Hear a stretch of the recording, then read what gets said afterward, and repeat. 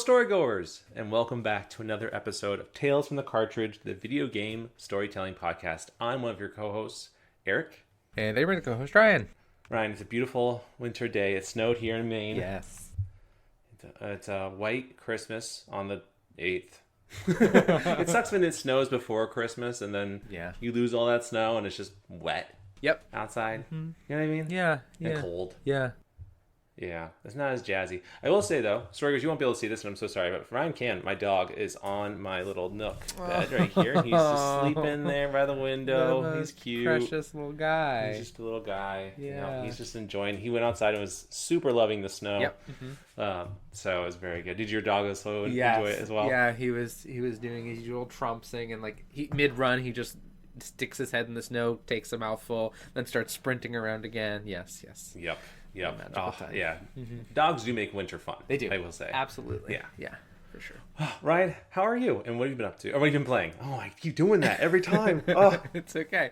I am doing pretty good. It's been a wild past week. I went away on vacation last weekend, and that was really lovely, but then coming back and having to get back to being at work, and my sister stayed with us until midweek when she flew out, and so and I had to get up at 3 a.m. to take her to the airport, and midweek. Ooh. So my whole week is still a little bit messed up. Overall I'm good, but I'm just still trying to get used to being a normal human again and existing in the world, and then getting caught up with all the stuff in the house that happens when you're on vacation.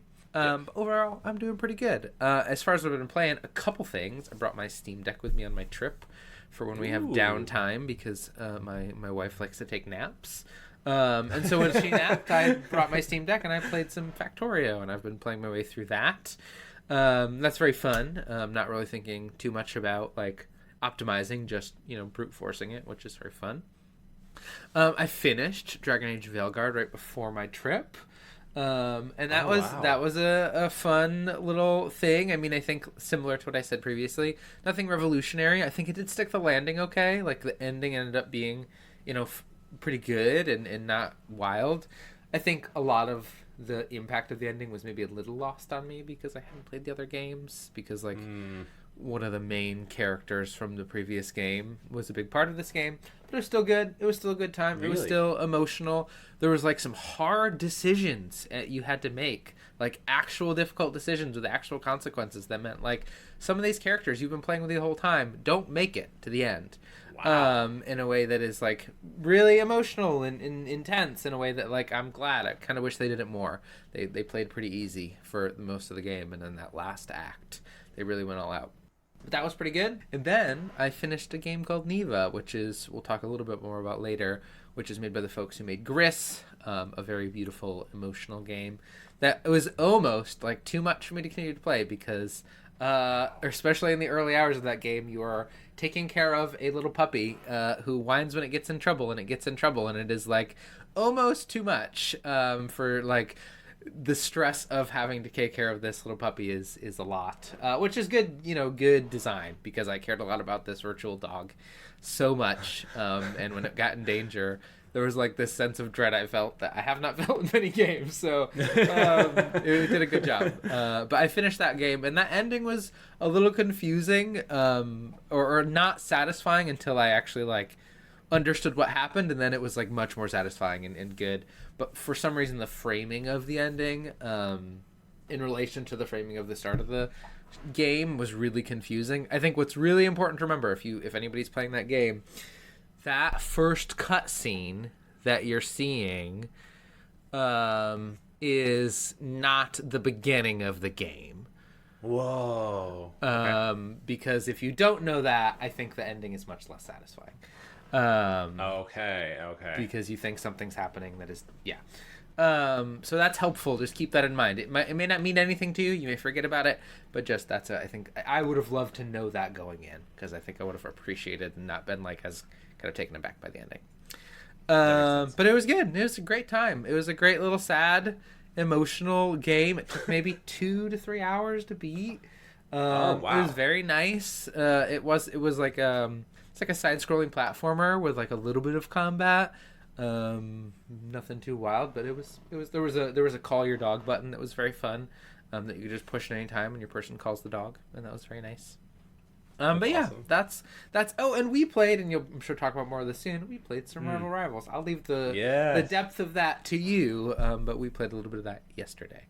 But Eric, how are you? What have you been playing?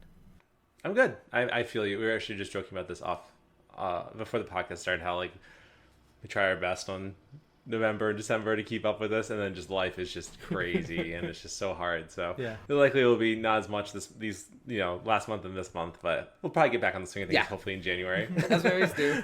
As we always do, get back on the horse. Yeah. New Year comes around, really motivates us. Yeah.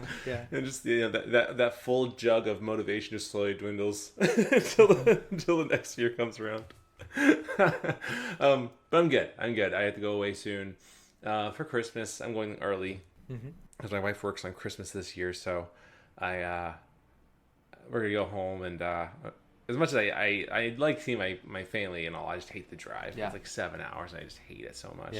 I'm not a road trip person. I think I think it's why Final Fantasy 15 didn't hit for me, because we had to get in the car and driving. I was like, oh my god, I just can't. I can't with the driving. No, you probably could fast travel. That's not either here nor there. It doesn't matter.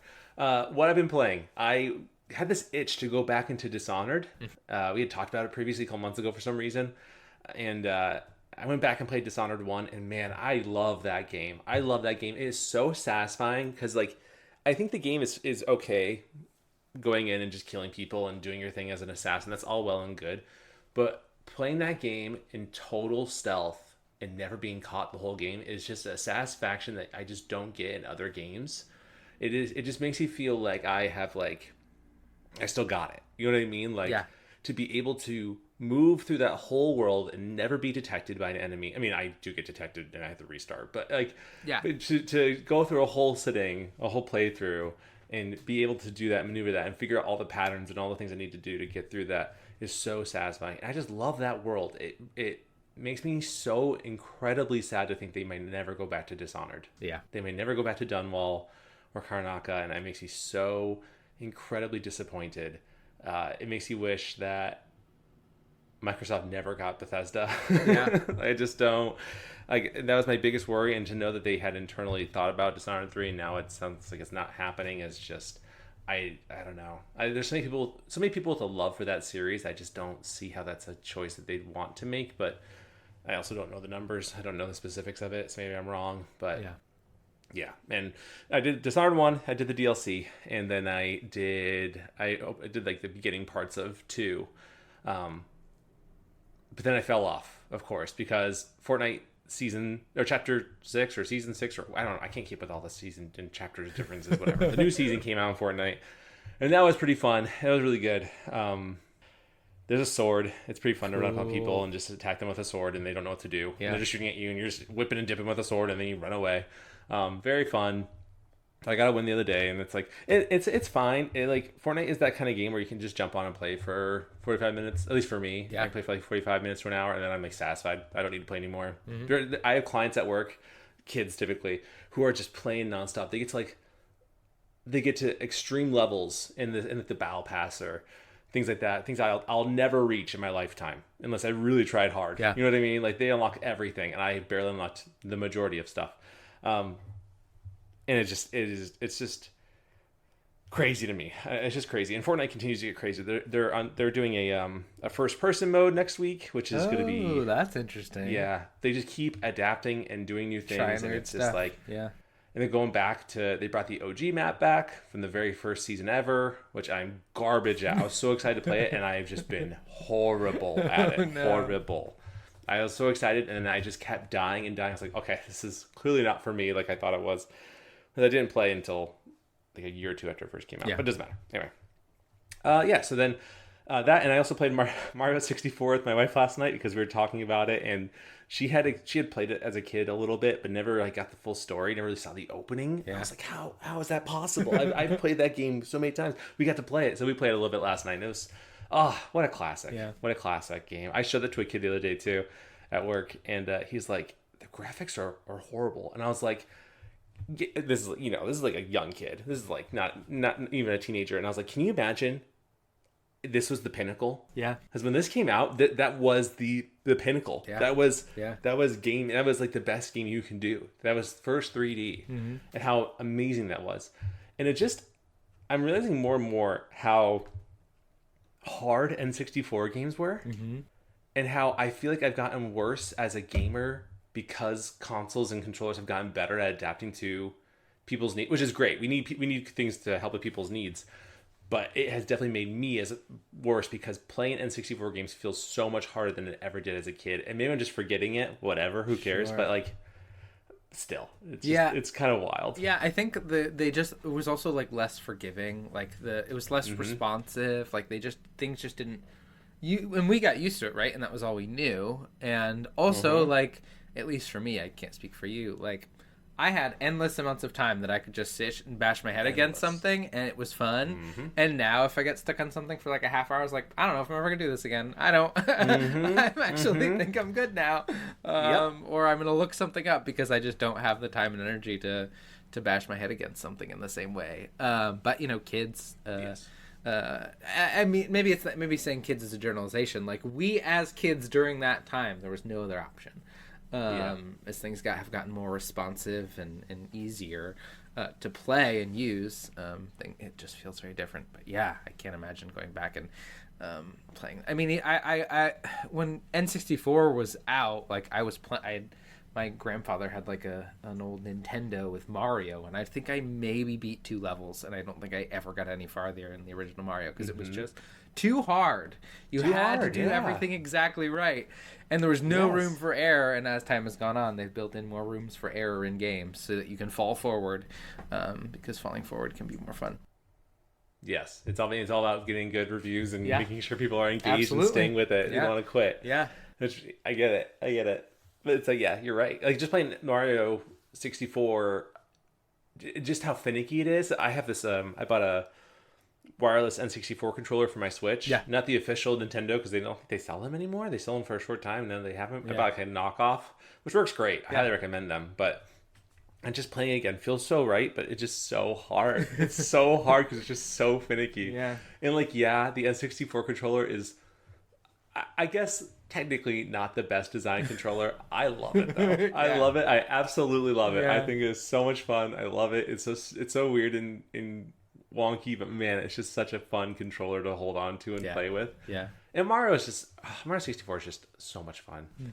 It's such a great game. It's a totally nostalgic game for me. Yeah. Which someone recently, not to skip ahead, but someone recently commented asking for more Mario. And we will do Mario 64. We'll add more to the bedtime story soon. I feel motivated to want to do that. So we'll add more soon. Anyway, I'm going off on huge tangents. Last but not least, we played Marvel Rivals with a big friend group. Yes. And I don't know about you, Ryan. I was having a blast. So I feel like fun. This is Overwatch so all fun. over again. Yeah. You were a fantastic Jeff the Shark. You were killing it. You were keeping me doing. alive. No, you're great. You were the only thing keeping me alive. I was going in just trying to kill anything and dying, and you would just save me the last minute. I'm loving it though. I think that this is going to be a game I think this could be the Fortnite killer for me for a while, because I think that I love everything about this game. It just feels like Overwatch 1 launch all over again. I love the art direction. The gameplay is very simple, very straightforward, and it just makes it fun to, when you do well. I was trying to explain this to my wife last night. When you do well, it just feels so good. Yeah, it's well designed. Yeah. And then, of course, on the upside, if you're doing really bad, it just hurts a lot. Sure, emotionally, it's just very painful. Sure, yeah. But man, everything about that game Absolutely. is so good. I will be spending too much money in that game, probably. Yeah, and also, like, what a smooth release, right? Like, there's been no issues, no problems. Very few games like this come out and it isn't like an absolute mess. And then it gets very good down the line, but very smooth. I mean, even Fortnite in more recent seasons was having complete backups of server loads full of people that they couldn't handle the amount of people jumping in. And granted, it was a lot of people, I think, at the time, more than they expected, obviously. But I was really anticipating that first day of Marvel Rivals just being like, okay, everyone's going to be on. It's going to be pandemonium. No one's going to be able to play until they sort it out. Yeah. I've had no problems. Yeah, I've had it's amazing. No problems playing It's incredible, yeah. Yeah, I just jumped on this morning. I played one round. I immediately got on in 5 minutes. Was in a match. Like, it was just so quick and seamless. I am so excited to see where they go with it. Yeah. It's very, very exciting. So we'll see. I'm hopeful to play more. Yeah, I'm hopeful the friend group absolutely likes down, it. ready to play more. We should actually, before we leave today, not before we're done recording, before we leave today, we should see if we can message them and see. Because I would love I have to. nothing. Melia's at an event until 5:30. I have nothing today. So I am would down to play say as the much as word. you I was like. I was actually going to tell you, like, and we can keep this in or not.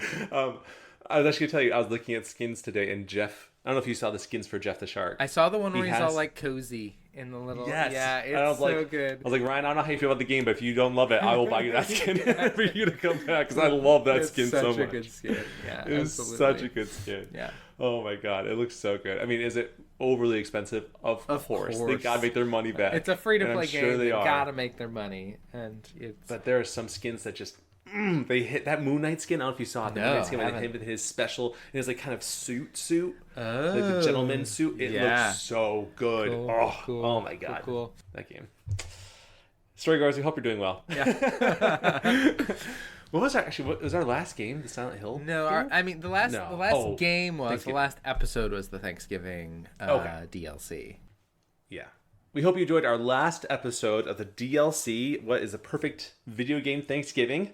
As always, you can email us your thoughts, feelings, and perspectives to talesfromthecartridge@gmail.com. All of the E's are threes. You can also find us on social media. Or, of course, answer the Spotify poll question down below, and we'll read all those in a future episode. You know what? We had Spotify answers, but I forgot to screenshot them, so I'll have to go back and answer those next week. Yeah, no 'cause problem. problem. We'll come back next week, so I'll Yeah, do we'll that. be back next week. And if you feel like you want to join into our Patreon, fantastic. No pressure either way. But today's kind of a two-parter episode in a way. We're going to be talking about our Game Awards thoughts before they come on Thursday when the show actually happens. And then, of course, we gotta do a character wheel. It's been a while. Gotta do a You know what I character mean? wheel. We Yeah, I gotta think do a I was character looking. wheel. The last one we did was. Does March sound right to you? No, Does March sound right to you, or did we do one? No, we did it October. We did one. Phew. Okay, I was Yeah. worried. I was like, what? I was We haven't worried. done Am I the A-hole in a while. Yeah, it's true. We Yeah. haven't. We should do some more of those. Or PvP sometime. We should. Yeah, absolutely. We should totally do some of those. But yes, I figure we've done a lot of character wheels. We did one in October, but They're like just so before fun. that, it's been a while. Yeah. They're such a good time. Yeah. They're such a good time. And no one's ever told us that we're wrong. Yeah. Which really just enables me personally to Absolutely. just want to keep going. Yeah, I mean, yeah. no one's told us we're flat out wrong about anything. Yeah. Besides my wife. My wife will tell me when she edits some of these episodes, she's like, "You're totally wrong." I'm like, Well. "If you don't write it, I don't know what you're talking Yeah, about." exactly. You don't write it, I don't and know it what to doesn't say. count. Yeah, exactly. But no, I thought we'd go over some of the Game Award thoughts. Yeah. See what we're thinking. But Ryan, I want to throw it to you. Do you have any general thoughts on the Game Awards? Are you excited for this year? Is anything particularly standing out to you? I am excited for the experience of the show because anytime games is not a big industry, but it doesn't feel like there's like big events for games in the same way there is for movies. And like anytime like the community of people who enjoy video games can get together and talk about video games, it's always really fun. Also, like usually Yes. our whole friend group is watching them and we're talking about what's going on. It's just a We're really reacting to fun it. time. This year hasn't been like a super exciting year. I mean, a lot of good stuff has came out, but it hasn't been anything where like blew me out of the water like the year God of War came out, or the year Red Dead and Elden Ring came out, or like those really yes. big years. And that just happens less and less because those games are so expensive and less people are making them. But I am generally excited. It is a fun time. It'll be fun to like order some takeout, sit down on the couch, Yep, doing the same. chat with all you guys on Discord, and just talk about what gets revealed and what's happening, and hopefully we'll get some cool stuff. But as far as I don't have like any games I'm like really rooting for, or like I'm like super passionate about winning, just because like I really loved a lot of games this year, but some of those games are older games, and some of those games are had different things going on. But yeah, so I'm excited, but it's a weird excited, if that makes sense. Yeah. Apprehensious, I feel like Sure. is a little bit kind of how I'm feeling, because like I think I mentioned to you this before we started recording, but last year just did not hit for me in terms. I was so excited for it, but I feel like all the things that got announced were things that I was not particularly jiving with. I think the biggest one for me personally was the God of War DLC getting announced and releasing the same day, I think it was, or the day after or whatever, which fantastic DLC. I loved that. That was more than just a DLC announcement for me personally. Yeah, but it was almost like my game of the year last year. It was so good. honestly, It was so good. that was so good. I Yeah. mean, I love roguelikes, and the fact that they can incorporate one into God of War, Yeah. Ragnarok, and make it work so well, it was like Yeah. crazy. Yeah. So crazy. The amount of detail in that was wild. I cannot wait for the sequel to that Mm-hmm. game. But yeah, I don't know. I'm almost hopeful that because last year didn't have anything too crazy, that at least I can remember, that it'll mean that this year has maybe some more crazier announcements that will be made. I'm really hoping so. I'm not sure. Yeah, because last year just did not hit the way I thought it would. But we'll see. We'll see. Yeah. I am excited to get some Thai food and hunker down. I get off at 7 o'clock that night, so I'll have to run, get food really fast, and then run home and take my dog out before 8 o'clock. I have like an hour to do all these things. I'll be racing around, like going crazy. Yeah. Just because I want to make sure I get it home in time. And I almost feel like too, like sometimes some of the best announcements that are made, from at least for me personally, happen during the pre-show. Like they happen before the show even starts. I'm kind of on my phone scrolling, looking for any updates. But yeah, I mean, in terms for me, like right now, nothing really stands out to me personally. I do have, like most people, I have feelings on the whole debate between should a DLC be nominated for Game of the Year. And I mean, it's hard because Elden Ring was so huge that I can understand why some people would want that DLC to be Game of the Year nominated for Game of the Year. I mean, I just don't think that I don't think a DLC for a game that was already released makes a lot of sense for Game of the Year. Yeah. I see it as like a separate category for add-ons or for DLC, because we get so much of that. I think that'd be a great category for so many games coming out or that are already out, and the DLCs that come out with it later on. I think having a DLC category is totally a realistic idea. Actually, is there? I don't think there is a DLC. I don't think there is. I thought there was last year, because didn't Phantom Liberty get something last year? Maybe that was just ongoing. I think that was ongoing. Yeah. Okay. I think that was ongoing. But I feel like that is totally a category that is very possible to have. I think it's easily fillable. Sure. I think there's other DLCs that are coming out. I personally, in my heart of hearts, though I have not played it, I've seen a lot about it, and just hearing the general fans talk about it, I feel personally that remakes are completely eligible for Game of the Year, because though they are the same experience that you would arguably have from the original games, I look at Silent Hill 2 Remake and I look at that and say, yeah, is that story the same story? Yes. Is that experience the same? I would say no. That is a whole experience in itself that is so different than the original, though keeps the spirit of that original intact in a way that honors it but makes it new. And I would argue that Silent Hill 2 Remake should be the game that replaces Elden Ring, the Elden Ring DLC. I think especially because Final Fantasy Rebirth, also people are making the argument that Final Fantasy Rebirth shouldn't be on there as well. Though again, very different. It remains right? very different. Yeah. So many story elements are the same, but it's such a different experience. I don't think you can look at that and say, well, that game's already been released, you can't have that in there. I don't think that's a good argument. Whereas you could look at Elden Ring and say, you know what, that already won Game of the Year before, a couple of years ago. I think having just a DLC experience, though as amazing as it was, I don't think that should be viable for another Game of the Year. DLC of the Year, 100%. Yes, I can't argue against that. That was huge. People loved it. But Game of the Year, I think that'll be a kind of a criminal offense compared to all the other experiences that we have here. I don't know. That's just kind of my personal take. I hope my personal opinion. I didn't finish any of these games. I played Rebirth. I played Wukong. I didn't finish either of them just because I fell off at weird times. Because I'm old and I just run out of time for things. And my brain, I'm learning a lot about ADHD, Ryan. Yeah. A lot about ADHD, and man, does that, and how it impacts the brain. And concentration is a really hard one. Yeah. Sure. Especially if it's not giving you what you're looking for. Yeah. Absolutely. So that definitely is a part of it. I will say, just because I'm on this rant now, I will get off and throw the mic back to you, Ryan. But my wife reminded me in a text, because she hears me talking.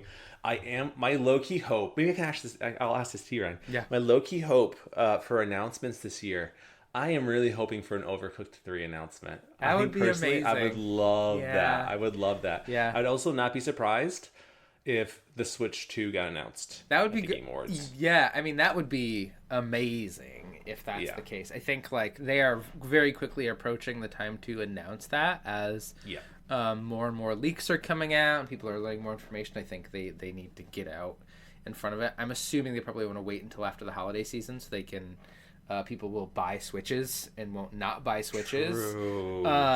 But I think they are like running out of time to announce that and really capture the excitement. Although maybe they know that as soon as they do, it's just gonna like be its own thing. I don't know, but that would be that would be great. I would love to see an Overcooked 3. That would be really amazing. There's like a lot of really great games I would love to. I'd like maybe next time we should put together like maybe we should have done it for this time, like a list of predictions, things we want to see. But maybe another time. We can. We still. I mean, I would love to see. I would love to see more fighting games get announced. Mm-hmm. I mean, we've got a lot of good ones. I think the big one for me in terms of fighting games, with the love that has been shown with Marvel vs. Capcom 2 being re-released, and that's also been nominated for Best Fighting Game? Mm-hmm. Yes, Best Fighting Game.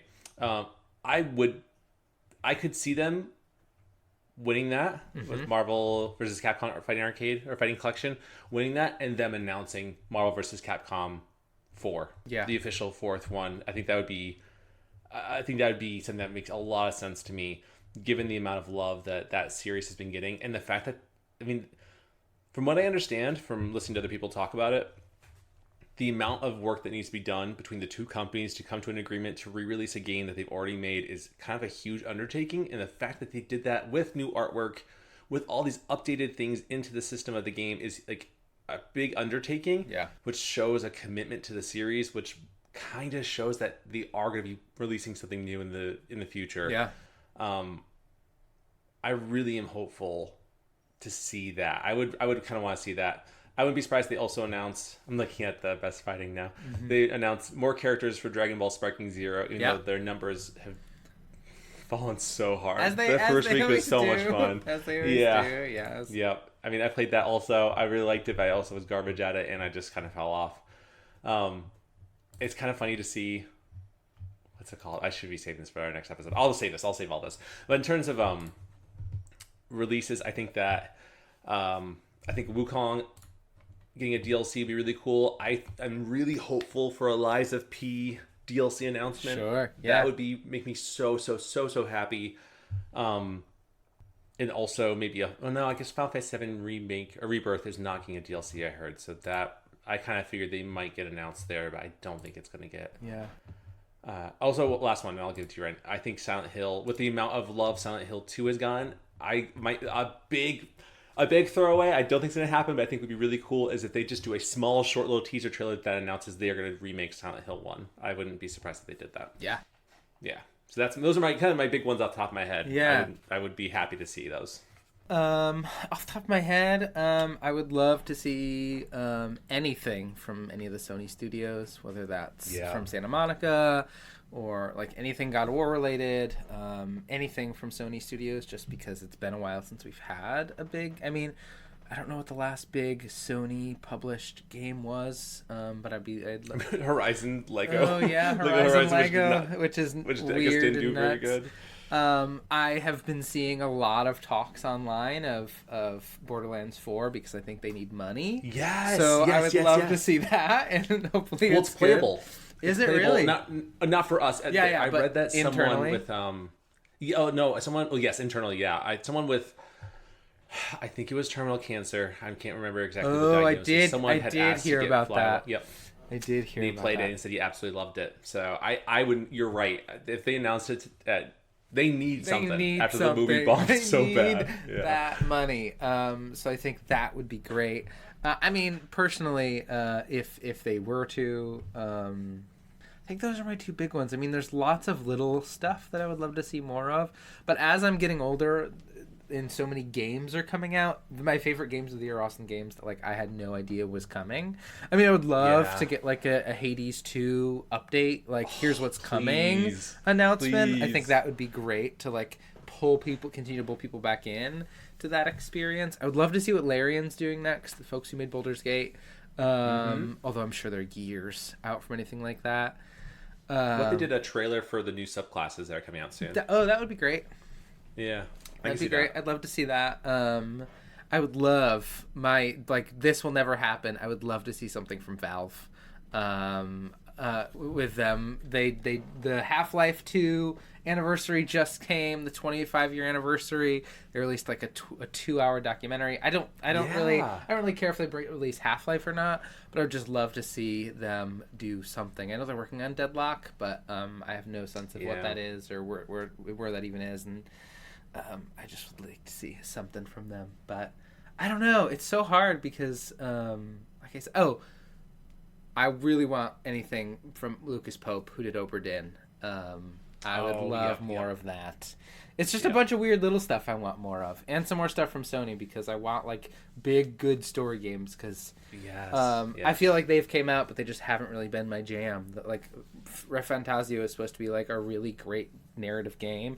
Alan Wake from last year was supposed to be really great, but I just I haven't played them. And I think I need, like, a big Sony game. Or just some big narrative experience to come out.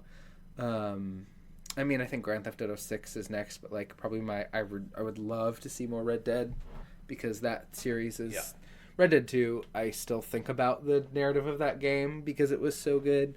There's just lots of stuff. There's so much stuff. Yeah, there's so many good things that could come out. And I think what we're kind of seeing too, and I don't know if this is more of a hot take than just maybe a silly opinion, but with what happened with Concord, and the fall of Concord so fast, and now with Marvel Rivals doing, I'm guessing, from what I'm hearing and what I'm seeing, Marvel Rivals is doing extremely well already from the get-go, and I personally kind of feel, this is not the hot take, but this is another hot take. I feel like this is just the next nail in the coffin for Overwatch. Yeah, I feel like this is kind of it for Overwatch, which honestly I've kind of like, the fact that they brought back the OG Overwatch 1 for a couple weeks ago. They did it for like 2 or 3 weeks. I mean, I heard nothing about it. Yeah. I heard nothing. No one was screaming from the rooftops about it. Maybe I just wasn't hearing it, but I think that with so many MOBAs and just general multiplayer games, Call of Duty also has been huge. That game has been doing fantastic. Helldivers this year, right? Yeah, Helldivers.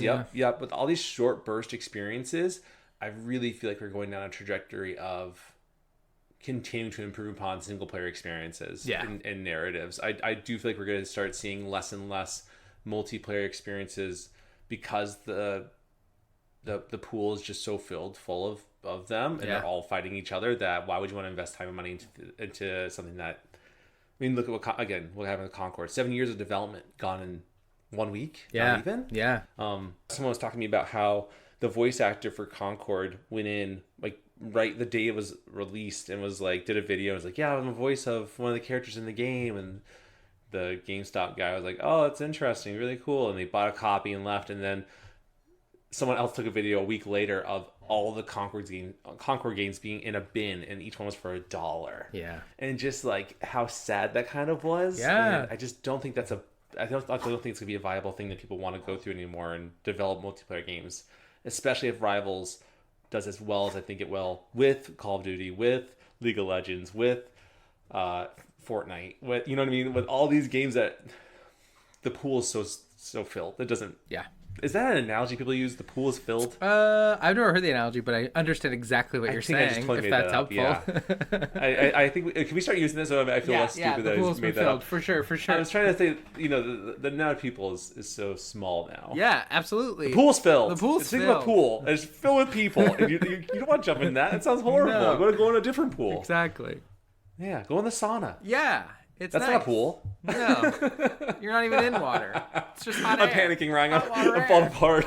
Ryan, take the mic from me, please. You're absolutely right. I think that pool is full. There's like it was like a gold rush, right? Like people are like, we're gonna make multiplayer game that's gonna make us $1 bajillion like Fortnite. Yeah. But like people did the same thing for WoW for decades, and people like lost a lot of money.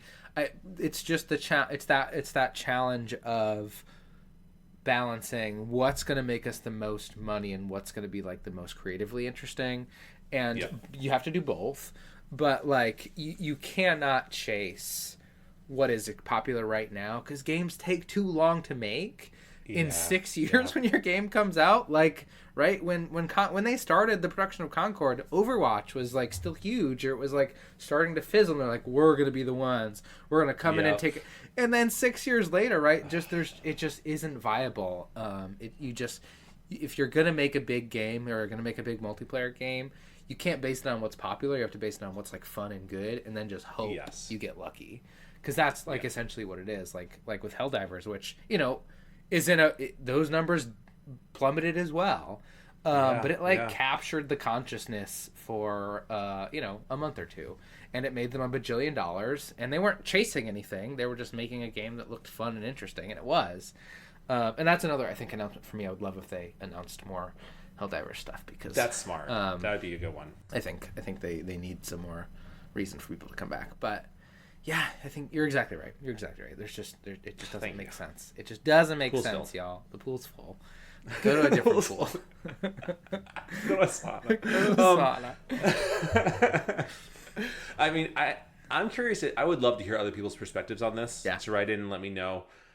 I feel, speaking as an adult, though I definitely don't come off as it, I'm sure. As the adult in the room. As the adult in the room. No, I'm just kidding.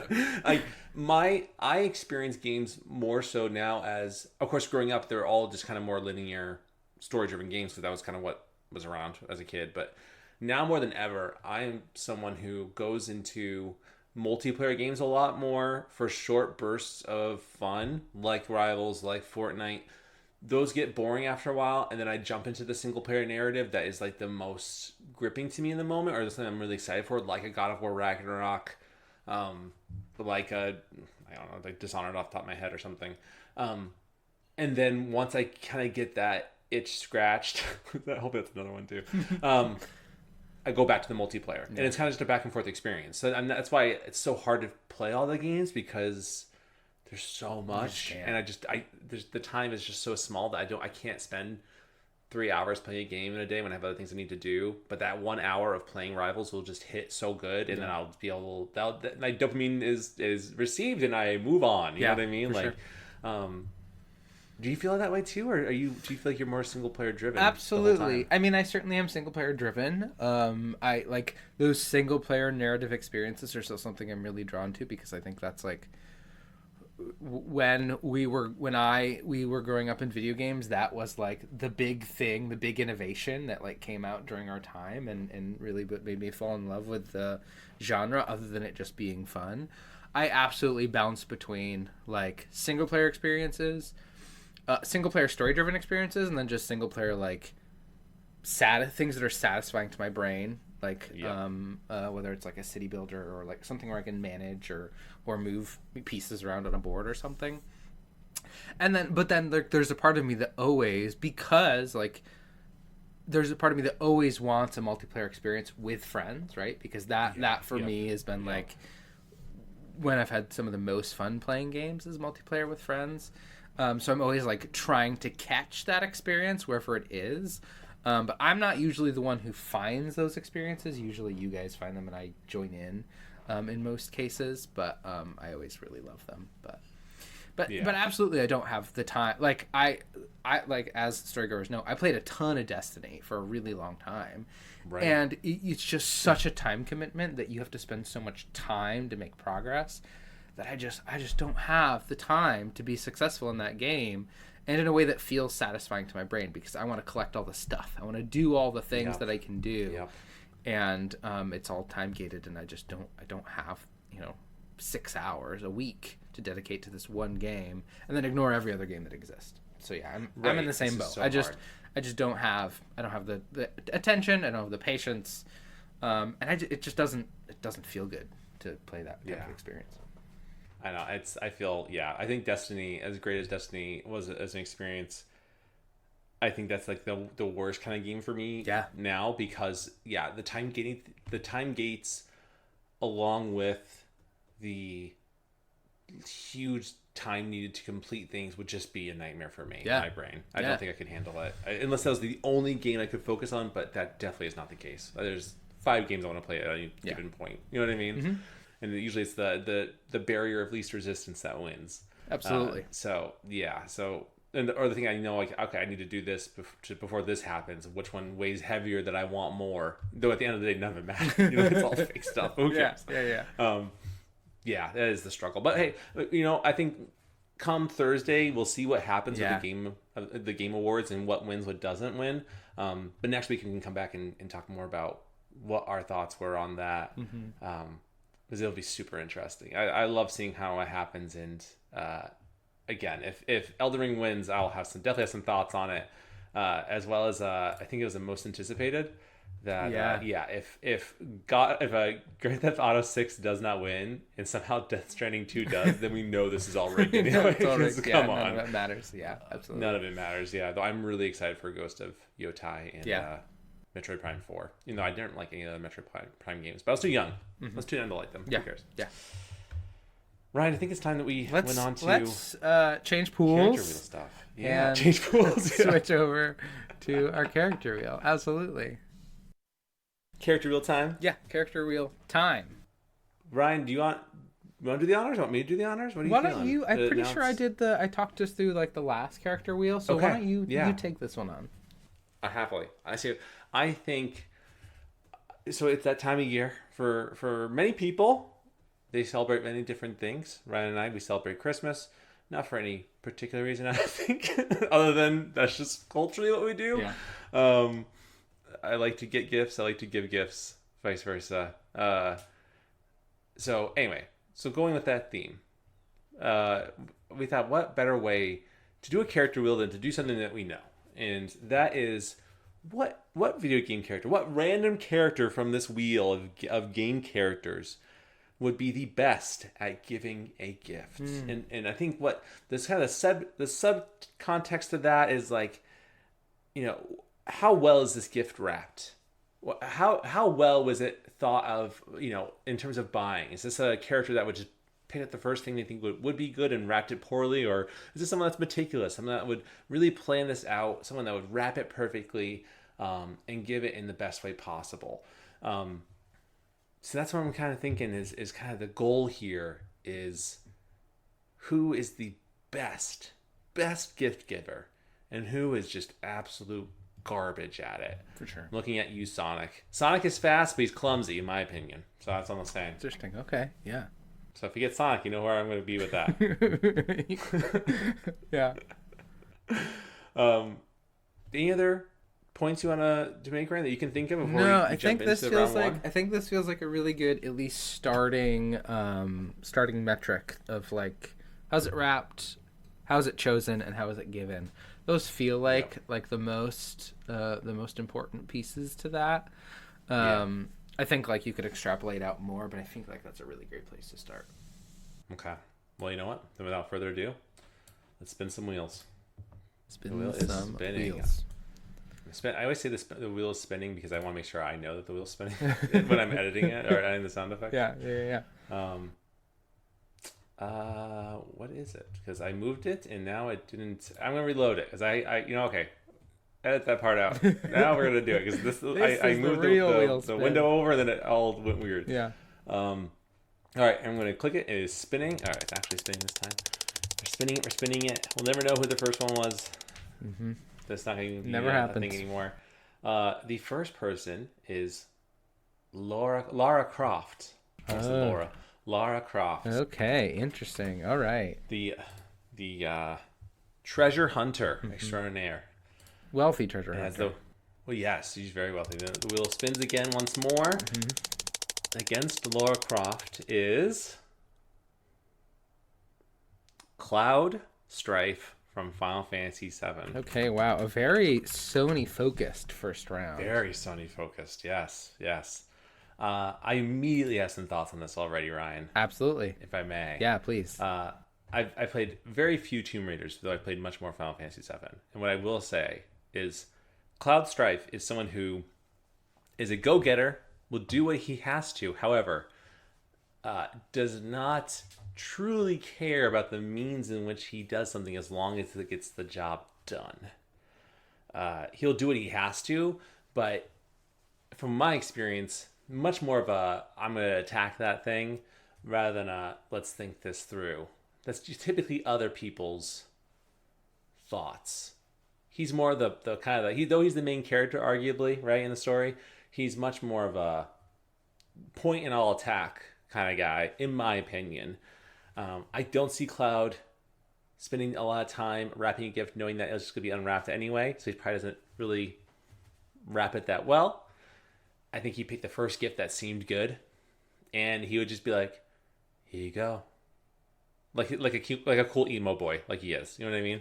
So I don't think Cloud is, in my personal opinion, going to be the best gift giver. Yeah.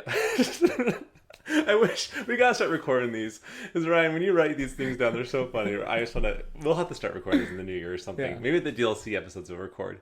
Ryan put down all the things we said, but at the end just put cute emo boy. True. 100%. Yeah. Ryan, what do you think about Laura? Do you think Laura would I also do well? have not played a ton of Lara Croft. I actually played 2 of the like newer generation. I have no concept of where they like fall in the line of Lara Crofts, but when they were like open world RPG type games is when I've played them. Or like, I guess not fully open world, but you know what I mean. Yeah. Things I know about Lara Croft: she has a lot of money. She is wealthy. She lives in a mansion in England or something. She knows people in places all over the world. She's well traveled and she is well educated. And she steals ancient artifacts for reasons I don't fully understand or remember. That being said, I also don't particularly see her, in my limited memory and understanding of her, as somebody who would also care that much about like wrapping a particular gift. She seems to be like on the run pretty frequently, in trouble pretty frequently, getting in danger pretty frequently, in a way I don't think she would really take the time to slow down and think about it. I think she probably knows how. She probably has training on how to give a great gift, and how to like act in, you know, the high class social norms of England. Oh, okay. You know what I mean? That makes sense. I was going to call you out, but you saved yourself, Ryan. Okay. So you think she got a class in giving gifts, but I think I get what you're saying. She's been taught in the high society. She's been taught in the high society. Yeah, she Okay. comes from a wealthy family, and you know, knows how to, you know, give gifts to your cousin so that something happens. For some reason, my brain is putting Lara Croft in like what is it called? The times where there's like nobles who have to court each other, and that isn't the case at all. It takes place in like the 90s and not 2000s. So but I don't know. That's where my brain is, and maybe I love that Lara Croft's cousins are coming in. yeah. And I think probably would just give you the gift also, unless there's like unless it's part of some elaborate plan or plot or ploy. I think there could be a chance of some type of you getting this gift as some sort of like greater plan, in a way it probably isn't the case with Cloud. I think you're hitting a lot of good points, Ryan. I somewhat disagree in that I think if the moment is right and she had the time, she would wrap a gift really well. And think about the gifts that she could give. Yeah. Like, I didn't need an ancient Mayan statue, but I got one and it's amazing. Yeah. You know what I mean? Like, I'm down for that. She probably has the best access to the really coolest gifts. And honestly, I will say, Cloud also probably has equally as cool of a chance to give cool gifts. I can't talk. Think about it. You get a little materia, you pick it up, you can cast a fireball now. That's so cool. That is cool. 100%. Yeah. You know what I mean? You can summon a crazy creature. Like, I would be all for that. So I guess they equally have good ability to give cool gifts. I do think that Laura probably has the ability more so to sit and calmly think through situations and puzzles, because that's kind of a lot that she does in these temples and these things. Yeah. And she would probably be able to kind of think things through. And if she like had the task of, okay, I have to wrap the best gift, I kind of see her doing really well with that when the challenge is in front of her. Whereas Cloud would be like, I don't really give. This is stupid. Why am I doing this? Yeah, for sure. I need to go kill Sephiroth. You know what I mean? I don't think he would do that. Mm-hmm. They're like, you need to give a gift to Sephiroth to beat him. I think Cloud would be like, no, this isn't. No. Yeah. Why that would happen, I don't know. There's probably a bomb inside. I don't know. Yeah. The best gifts have bombs. But anyway, I'm feeling definitely one way than another way. For sure. I think we're on the same page. Okay, then let's just do it. Let's keep it moving. We're at an hour now. Yeah. Let's keep it moving. Let's do it. 3, 2, 1. Lara Croft. Yeah, sure. It just makes the most sense. No offense to Cloud. If this was who would get the worst gifts, Cloud would be going on. All right. And this wheel spins once more. Wheel spins and it spins. And the first person of round 2 is Bayonetta. Interesting. Okay. Oh, interesting. Okay. The woman with hair for clothes. Seems a little risque, but whatever. Okay. Who am I to judge? As the wheel slows down, we get to Mega Man. What an interesting combo. Interesting combo. Wow. Okay. Mega Man and Bayonetta. I mean, right. I jumped in first, Ryan. Last time. I should give you the floor. Okay. Here's the thing to say. Whoa. Okay. I know nothing about these characters other than that's fair. Mega Man has a gun for an arm. Yes. And has a bunch of robot friends and a robot dog and a robot uncle who's also a professor. So maybe I know a lot about Mega Man, but that's it. Is that his uncle? That's his uncle? The guy, the professor who helps him, I think, is his uncle, but not Professor Light. Not Wily. Is Wily his name? Wily's bad. Wily is bad. Yeah, not Wily. Wily, I don't think is his uncle. That's all I know about Mega Man. I did play that Mega Man game for GameCube where you could kick a can. And there's a big N64. Yes, that I did play that game. Mega Man 64. Yes, yeah. I could never beat the boss. Me too. In the city. Yep, never. Oh my God. I don't know if anyone's ever beaten it. Actually, I'm pretty sure it's the urban legend that someone's beat that. Yeah, no. And then I know very little about Bayonetta except she has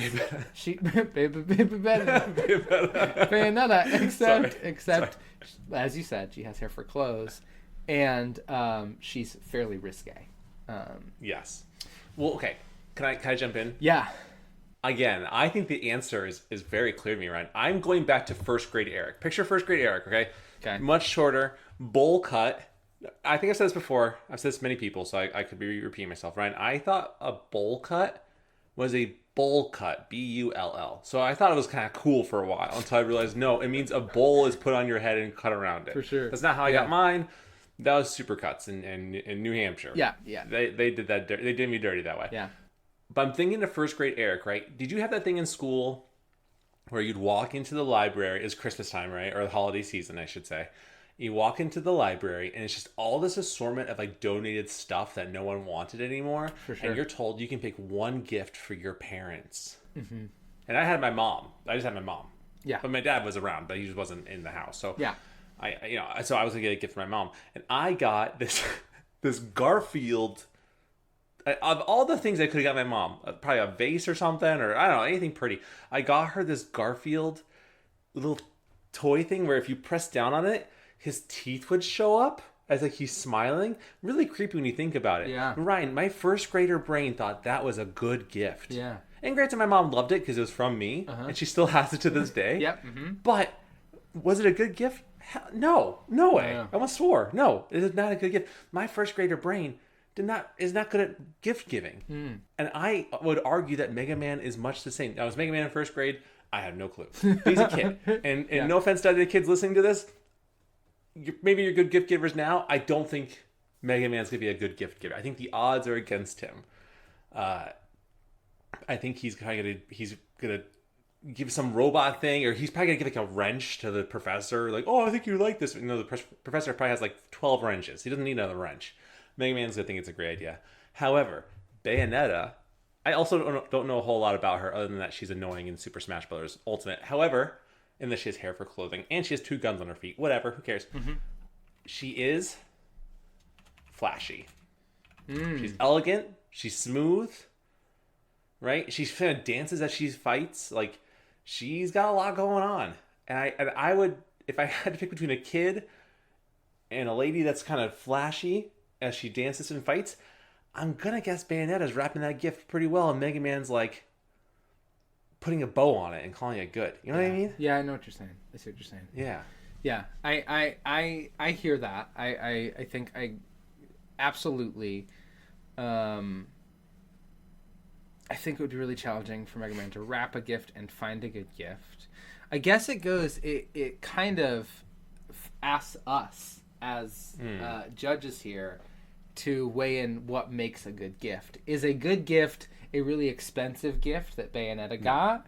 Or is a good gift something that Mega Man did their best to put together? It might not be great, but it was the best they could do. Like, what makes that, what is a good gift in that moment? Is it the amount of time and thought and energy put into it, or is it how flashy, elegant, and beautiful it is? Now, Mega Man's gift could be trash, and maybe that balances the scales in the other way. But I do want to, as judges, reflect upon what we want to be looking for in this gift. True. Not to say that what you've said isn't true, because it is all true. No, it's fine. It's cool. It's fine. I'm not defensive. But I want us as humans to reflect on what we're looking for in a gift giver. Is that gift you gave your mom better than if a stranger gave your mom? Now I say it, I think it might be falling apart, because if your stranger gave your mom an iPod, she might prefer the iPod. So now maybe in the '90s, Ryan, he was a time traveler. How did that happen? See, as I was saying, I was like, oh, actually, no, the iPod would be much better. It's like 96, 97. I don't think they had those. I don't know what the equivalent would be. A Walkman. Oh, probably. A CD player. A Sony CD player. Yes. Yeah. Don't turn those things sideways. Your CDs will skip. Yeah, they sure will. The worst thing ever. Oh, keeping those horizontal was the worst. So, in saying all that, I disregard all of it, because the Walkman would be better than the Garfield. No, let's be real here. Let's be real. I think what it is, it's like, is this a gift that there was thought put into it? Okay. That more so than just randomly giving it. So for me, my thought was, I think Bayonetta, being more mature, an adult, could probably think things through if there's a challenge of giving a gift, and maybe would come up with something more unique or more thoughtful, something that wasn't so much junk as, like, compared to, and again, respectfully to all the kids listening out there, to kid trash. Mega Man, who's gonna just find the first thing and be like, all right, I think that's good. You know what I mean? But again, Mega Man could be getting a thoughtful gift, or could have picked something very thoughtfully. I think the odds are more against him than Bayonetta. For sure. And I think what makes this more challenging, at least for me, is I know absolutely nothing about these characters and their personalities outside of what... You know a lot about Mega Man. I do know some about Mega Man. This is true. I don't know anything about the lore of Mega Man. Although I did play those Battle Legends games where you, like, jacked into things for the Game Boy. Ryan, let's not say that again. We'll have to bleep that first one out. Got it. Okay, let's not do that. But okay, all right. I think I'm ready to make a decision, though. I think. Me too. I think it's time. Yeah. Okay. Yeah. All right. 3, 2, 1. Bayonetta. Yeah. I think it just has to be. No offense to Mega Man, he's cool. Yeah. You did right, Ryan, and I think this is a valid point. How do you rep a gift with a gun hand? I think Mega Man could turn his hand back into turn his gun hand back into a regular hand. I think in some iterations of Mega Man. Yeah. So I'm not sure. I'm not positive on that. We'll need a Mega Man specialist to please chime in. I could easily Google it, but I just don't have the time. No. I got to play Marvel Rivals after this. So. Yeah. The next, the wheel spins once more on our final round. Yeah. Until our grand finale, of course. The first character of round 3 is another person with a gun hand, Samus Aran of Metroid fame. Can't make that up. And then the next and final nominee of this character wheel is The Amazing Spider-Man. Wow. Wow. Wow, wow, wow. But is he amazing at giving gifts? I wonder. We know Spider-Man is a busy guy. He does not typically have a lot of money, though he's very, very, very smart, which is kind of what makes him fun. He's poor and smart. Arguably like the majority of the world. Yes, exactly. I feel that. I'm not smart, but I'm definitely poor. Whereas Samus is very cool, calm, and collected, I would argue. When she's in her suit, she does have one arm that literally is a gun, and I don't think that her hand can pop out of that one, so that would be impossible to wrap a gift unless she's outside of it. Ooh, Ryan, I have a question. Yeah. I think this is kind of make or break. Yeah. With Samus with this being Samus Aran, are we allowing all iterations of Samus to be a part of this? Are we allowing Zero Suit Samus outside of her suit? I mean, I think to be eligible. I think if we're not, then we cannot allow Peter Parker to have any part in it either.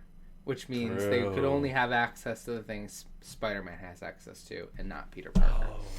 So I think either both or neither is what we need to decide. Like, are we?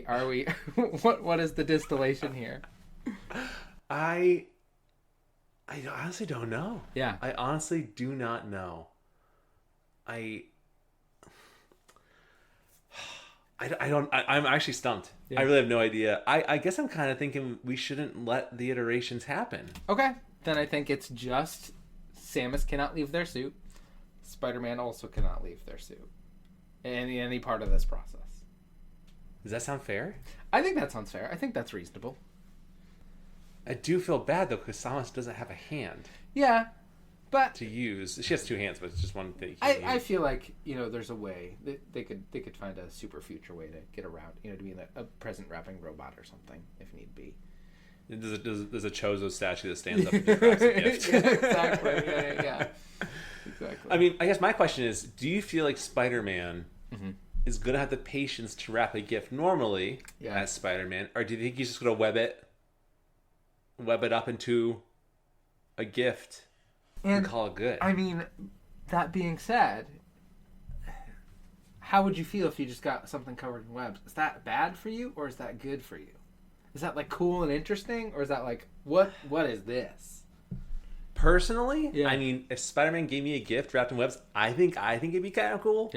Yeah. But then I feel like I would have to wait for all the webs to dissolve for me to be able to ever. Oh, is that what they do? They dissolve over time? Is that how it works? Yeah, typically. I think typically the solution dissolves because then the whole city would just be webs everywhere. True, absolutely true. Yeah.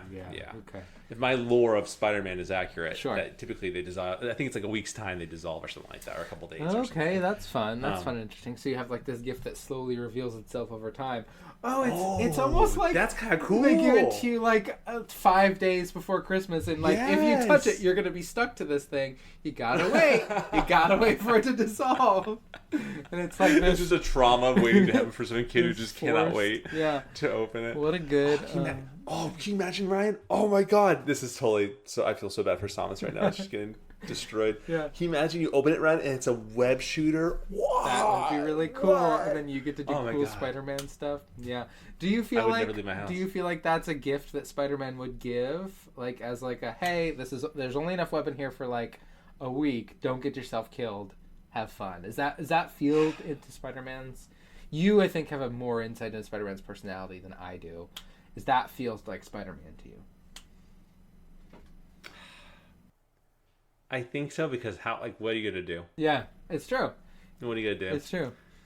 I don't think any normal person would get on a roof and jump knowing they had a web shooter, but maybe they would, but I don't think so. Yeah. I'm thinking sensibly here. Like I would really just be on my couch for a week, just web shooting anything I wanted. Like a bag of chips, web shoot it. You know what I mean? Like I would Your be house is just full of webs for a week. Yeah.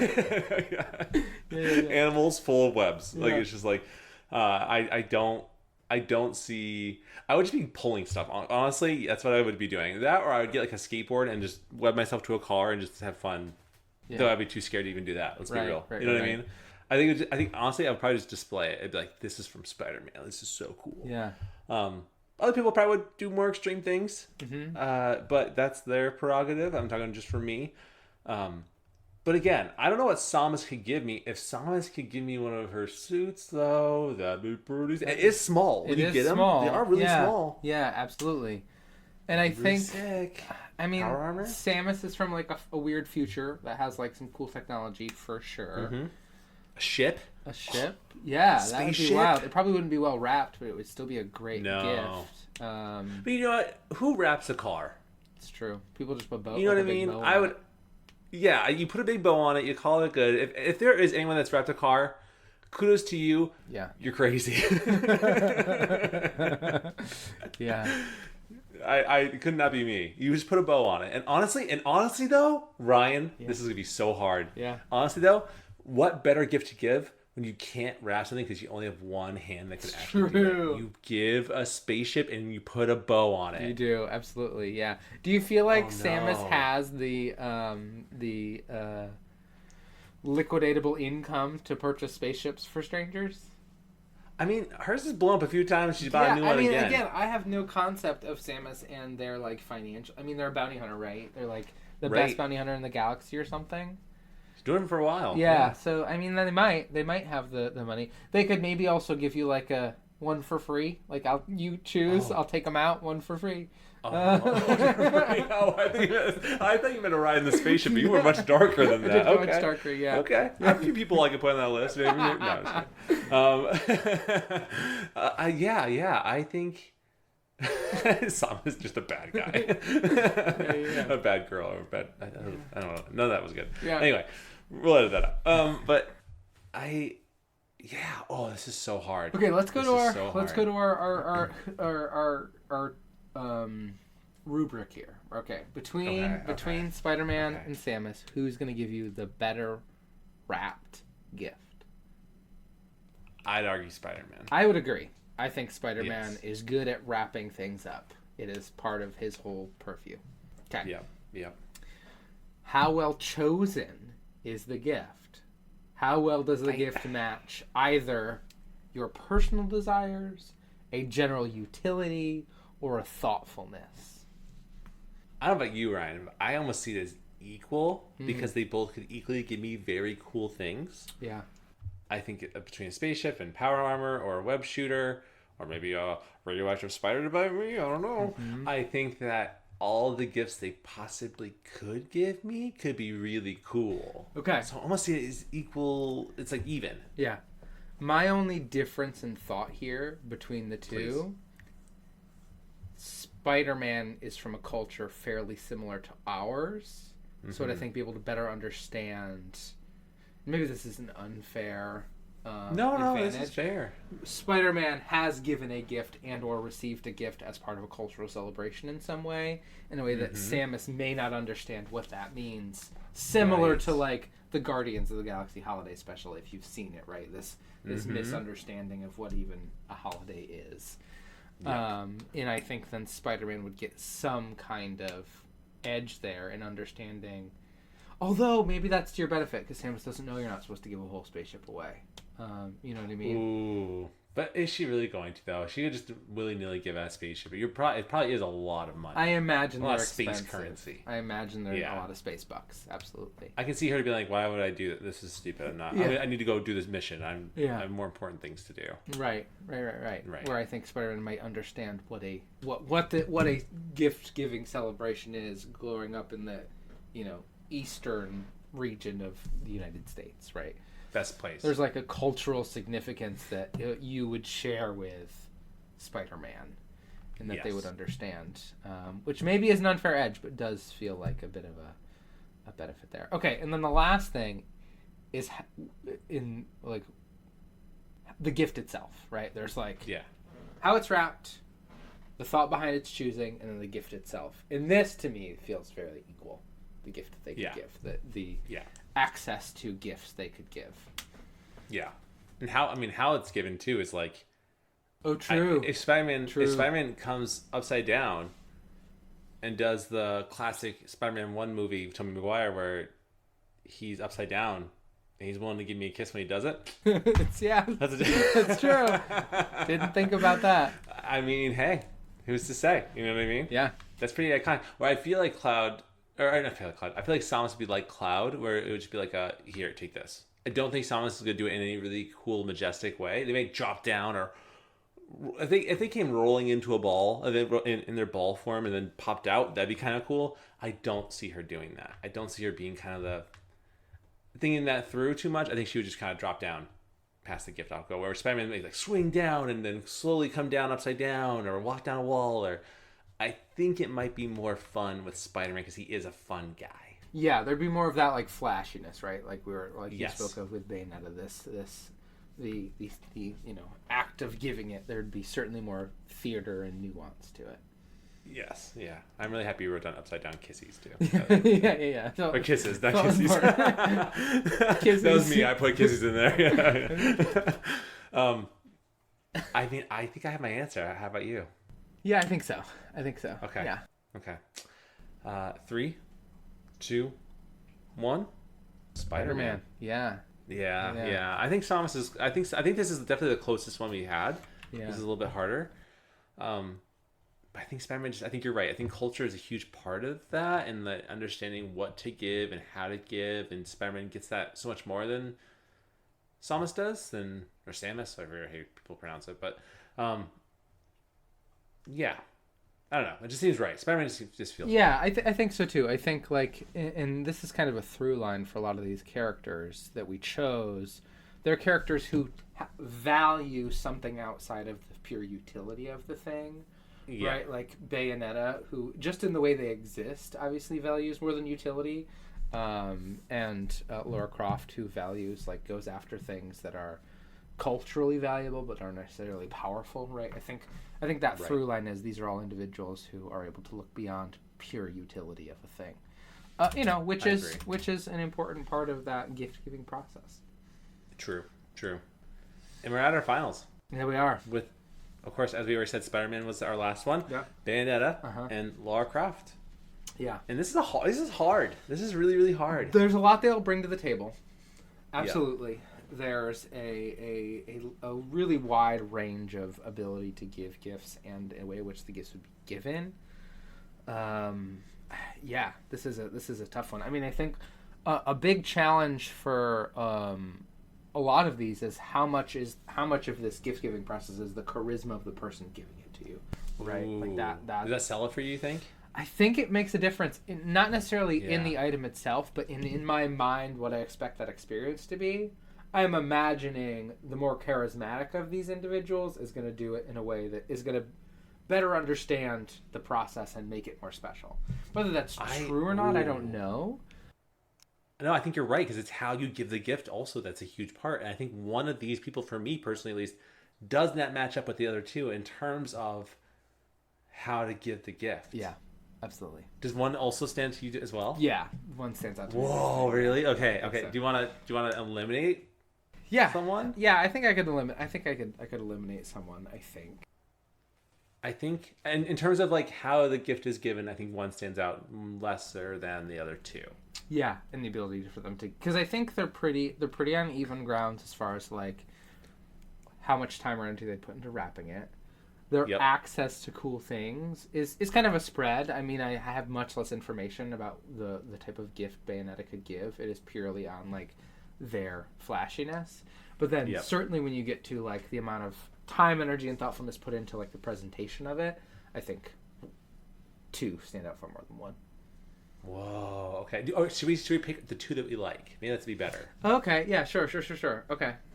And then we don't automatically just pick a winner without talking it through more. Yeah. Maybe we pick the two that we also like. So actually, Ryan, how about this? Would you like to go first and say the two that you think should go on, and I'll then do the two I think. Okay. Yeah. Yes, I will. I mean, here's the thing. I think I could.